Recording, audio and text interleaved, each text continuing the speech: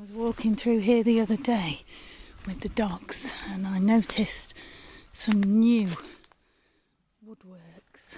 So I've dragged Rob along. We've come out on a Sunday morning to look at it. Look at that lovely Y stick covered in ivy, leaning up against there. That's not growing there. So that's been put in place. Then we've got these on the ground, but what I noticed most, and first of all, was this, a new brake. And it lands neatly in that V. And then there's a little one poked in there underneath the brake. Then we've got a little cross there with another leaner coming up through there. And then a bit further down I saw a load of new pinned arches. So we'll just have a falling over. Oh God, why do I do this? Right, it's down past the beehives, so we'll go and have a look. I noticed this. I was listening to Hiker Dave this morning. Fascinating, fantastic video. After he heard those screams and howls, and then he was talking about his theory about travel routes. And of course I was bouncing up and down in my chair because the travel routes are what I've been banging on about for years. But he was talking about breaking a tree and it making a den underneath the old branches and stuff after the tree's been broken. And this here that I'm desperately coming through the undergrowth to get to reminded me of that so much. You see, underneath there you've got like a perfect hide or a den, and it's all made from that broken one just there, and then these two bigger ones that look like they've fallen or been pushed,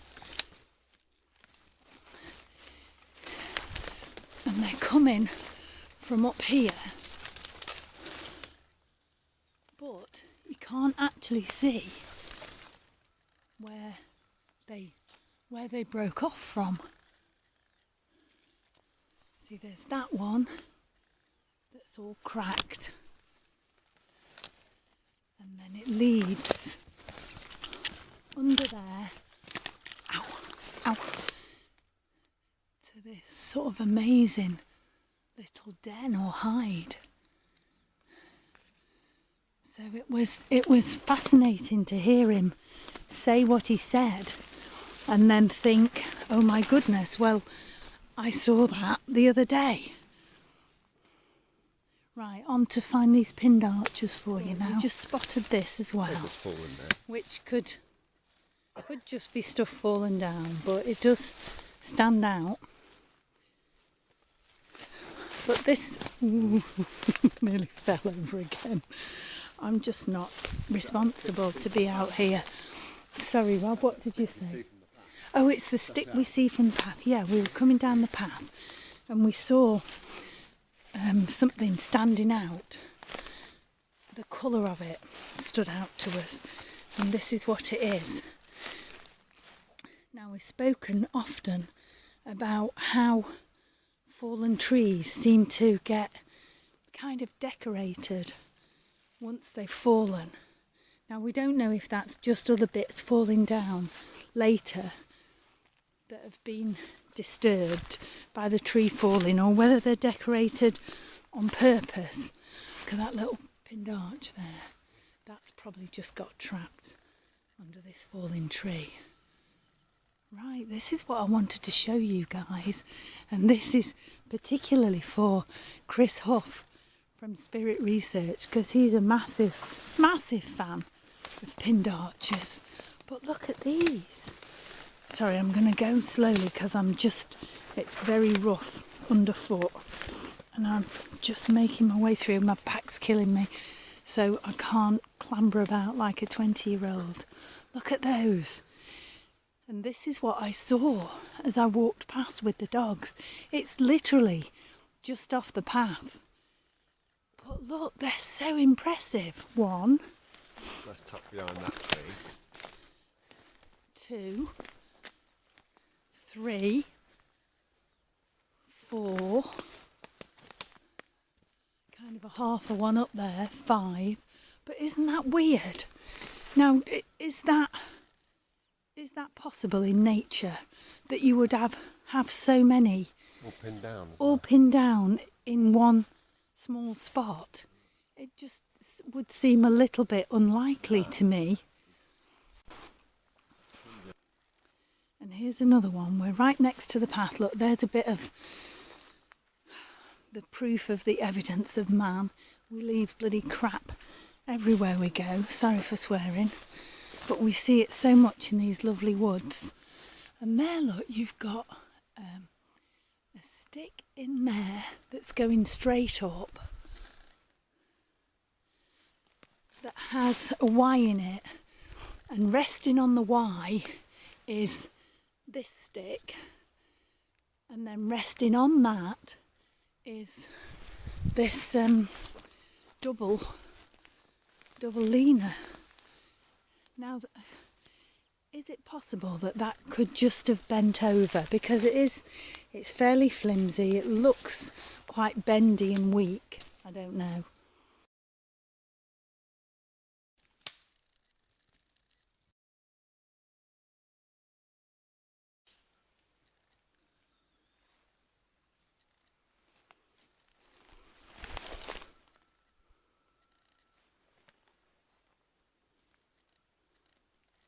See, now that one is coming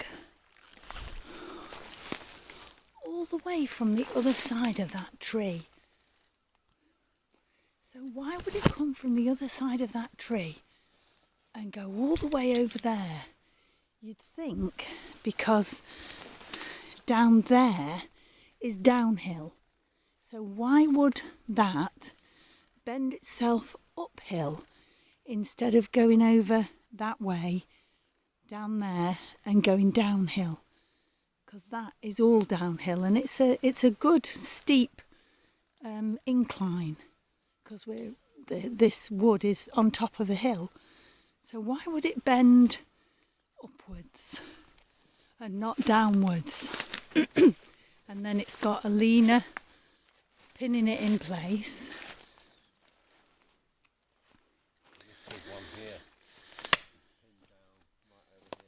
Oh right, so this one, Rob's saying that one starts there. Look, it makes a little cross there, goes along there, and is pinned down by that big old chunk. That's quite interesting there as well, look. An over and an under and a twisted in with another leaner over there that looks almost like it's turning into a pinned arch. It's a very interesting little corner of the wood, this. Look at those there. All of those leaned up. So it's like those parallel leaners that we get that are always crossed over when you get near the top. You see that one as well? Yeah, I know. Isn't that amazing? But that is quite a skinny, bendy thing. Yeah, it's quite wedged. Look. I know, but it's well pinned. That's pinned down there. That's pinned across that back to break it. So it's the bendy one is pinned underneath this more solid piece of branch, which is then also lying on top of this one, which is another leaner that goes down and that's the end of it, which is also holding down another pinned arch and is a Y stick, and there's another one just to keep it in place. So how many times has that been possibly reinforced? Which again is this thing I keep thinking about of, do they come through next time and put a further message on top of the message that's already there? So first they make one leaner, then next time they come through they put another parallel leaner next to it, and next time they come through they stick a pinned arch under it, and next time they come through, you know, and onward and onward and onward. This is just me thinking out loud again and trying to fathom what on earth is going on in these woods if it isn't natural. And I have no proof at all that it isn't natural. Whoa, that was creepy. That just fell down as I walked past it, you see? So could it all be natural? It always strikes me as interesting. Now, did that just happen? Did that leaner just happen to lean on that arch? Or was it given a bit of a helping hand to make that shape? We'll never know because we can't see who does it. But it's such a massive, that's 20 feet tall. It's a massive statement in the environment, isn't it? A little pinned arch here, just a little tiny one by the path, pinned by this. Now that could have easily fallen out of a tree because we're in a wood, so there's trees everywhere. So we got no proof. There's another pinned arch, look, going on just up there as well. Look at this thing. This is just, now, has this fallen down? Or, if we're listening to what Hiker Dave is saying, has this been brought down to make a hide or a place to sleep for the night, to give someone a little bit of shelter? It had leaves on it, didn't it? Yeah, it has had leaves on it. So this probably happened, I don't know, maybe a week or so ago. But look, if you get in under here, right underneath here, and there you go. There's the path. It's a game trail. So if I'm hiding in here and I'm waiting for the deer to come along the path, I'm in a perfect spot to jump out and grab them and eat them. Right, we're considering what Max Powers said, and we found this. So here's the path where Rob and I are standing. It's a well-used path. I think a number of people come and walk the dogs in here. And over there, if you can see through the trees, there's a dark blue plastic teepee thing that was made last summer when they had a VTT, a mountain bike competition in here. So this would have been stuck out across the path, and somebody's come along and bent it back over this tree. So this is what it looks like when we're assuming when a person comes along and bends a tree out of the way, and they've bent it back to there and sort of hooked it behind that stump. That means that when they're coming down this steep hill on their mountain bikes, they don't get their eye poked out by the stick. But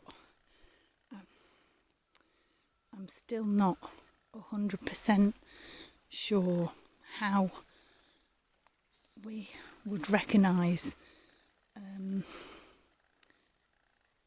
if it was a forest folk that did it, because we've all got hands, so we're all going to break stuff in a similar way. So that's a bit of a hard one to fathom. But I would say that was a person clearing the path so that they can cycle along. That's quite an interesting shape there, but I think it is just from a fallen tree. But I love people like Hiker Dave and Max Powers because they make us think.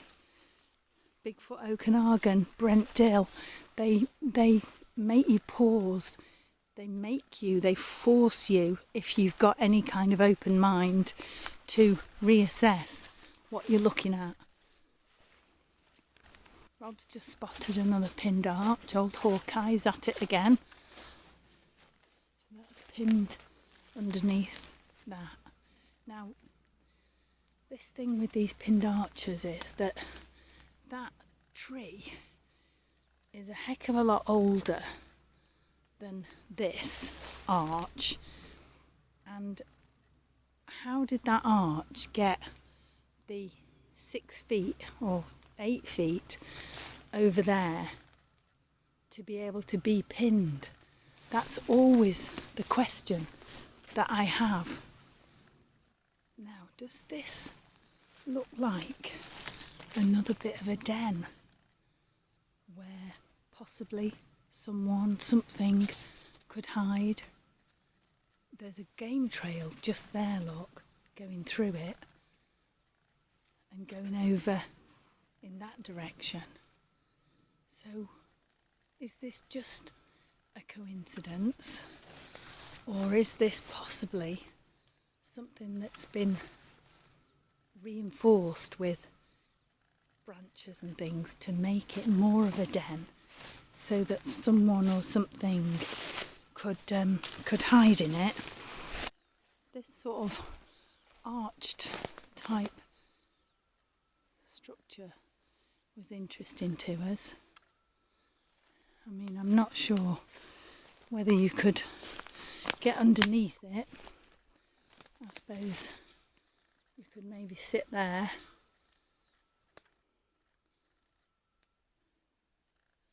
It's interesting how that's all ended up like that.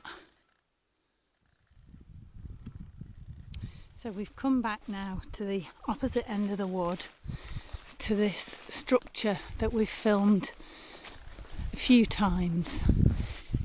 It's starting to come apart a bit now. You see that pinned arch inside it? You see, that's one of the things that makes me suspicious that it's not human, because I don't think a person would bend over a piece of wood like that to hold their structure together. But I can't say for sure that's true. Then there's this lovely pinned arch here. We've got some big leaners around us. But this structure has been puzzling Rob and I for 3 or 4 years now. Just climb up here. Oh yeah, and get a closer look. See, the way we saw it, we fell off it then. Before you couldn't get in it, could you? No, before you couldn't get in it. Before, if you look at our old videos, you couldn't find what would be termed as a sensible entrance for a person if it was a blind for hunting. Rob, if you stand next to it, and then we can show people how tall it is. So, Rob's 6 foot. Stay where you are, hon, for me, please. So, at its highest point, it's probably sort of 10 or 12 feet high if you compare it to the size of Rob. And some of these pieces of wood that are in here, you know, they're pretty chunky. They're very old now and very, but it was quite well very built, rough. It's really sturdy because it's got the uprights, But then it's also got some of these, if you see there as well. It's got crossbars and uprights. And it has always fascinated us, and we have always questioned whether it is a hunting blind, because we know, we've seen, we've heard, there are lots of hunters come through this woods between October and March. So do they sometimes sit at this high point? It's what Nathan Rio used to call a strategic position, didn't he? When he was telling us about the ridges and things that the Sasquatch go along, and they use high ground like soldiers would use it in a war. So if you've got the high ground, you can see what's coming, you can see if you're going to be attacked, but you can also see if your prey are coming. So I don't know, we just don't know. It's changed a lot, hasn't it? It's changed a lot, but I think... It might have just rotted away. Yeah, I think you're right, Rob. I think it's changed because it's just collapsing with the weather and nobody's doing any maintenance on it. But you see, this, to me, bits like that seem to me so squatchy and forest folk. Yeah, a lot of Y sticks in it. Yeah, there's a lot of Y sticks, and then this thing entwined through it. We'll have to check back on our videos to see if that has been there the whole time, or whether that's... Oh dear, just knocked a bit more of it down, sorry. Or whether that's a new bit that's been entwined into it, because I mean that possibly could still be alive. Such a fascinating puzzle. Oh, hold my hand, Rob, please. Oh my goodness. Thank you, babes. Your hands are nice and warm. Ah, my hands are warm, that's a miracle. Well, I have got a vest, a t-shirt, a jumper, a coat, a thick pair of socks and a hat on. And what you call nesh. And nesh is a northwest of England word that means you're always cold and always whining about it. And that's me. Hate being cold.